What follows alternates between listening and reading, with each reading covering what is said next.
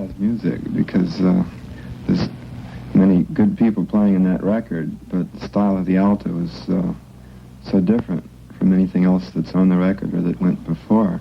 Did you realize at that time what effect you were going to have on jazz, and you were going to change the entire scene in the next 10 years?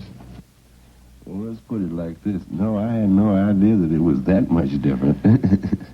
Well, I'd like to stick in a question, if I may. I'd like to know why there was this violent change, really. After all, up until this time, the way to play the alto sax was the way that Johnny Hodges and Benny Carter played alto. And this seems to be an entirely different conception, not just of how to play that particular horn, but music in general. yeah, how to play any horn. I don't think there's any answer to. This is the way you speaking, felt. John. Yeah, that's what I said when I first started talking. That's my first conception, man. That's the way I thought it should go, and I still do. I mean, of course, it could stand much improvement. Most likely in another 25 or maybe 50 years, some youngster will come along and take the style and really do something with it, you know? But, I mean, ever since I've ever heard music, I thought it should be very clean, very precise, as clean as possible anyway, you know? And more or less to the people, you know, something they could understand, something that was beautiful, you know? Mm-hmm.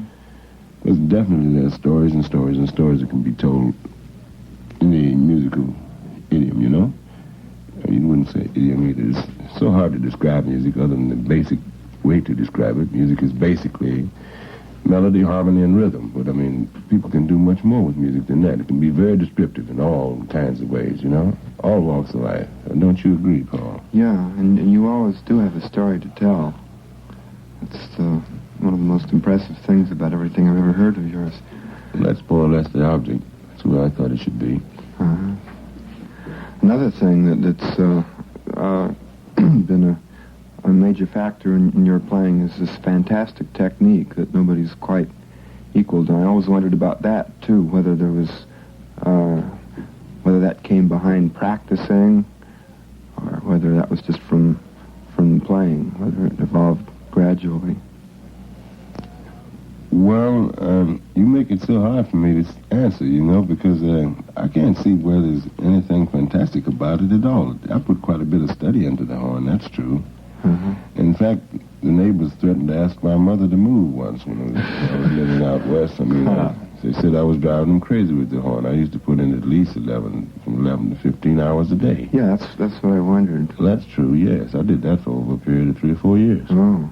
Yeah. I guess that's the answer. Well, that's the facts anyway. Yeah. I heard a record of yours a couple of months ago that somehow I've missed up to date, and I heard about a 2-bar quote from the Close A book. It was like an echo from home. Oh. Yeah. Well, it was all done with books, you know.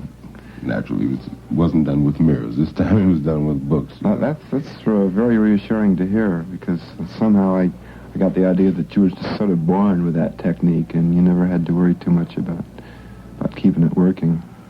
You know, I'm very glad that he's bringing out this point, because I think a lot of young musicians tend to think that... Yeah, they do. They just that go it isn't out, necessary to do this. go out and make those sessions and live the life, but they don't put in that 11 hours a day with any of the books. Oh, definitely. Study is absolutely necessary in all forms. It's just like any talent that's born within somebody. It's just like a good pair of shoes when you put a shine on it, you know?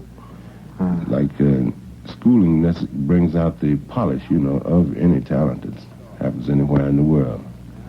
Einstein had schooling, but he has a definite genius, you know, within himself.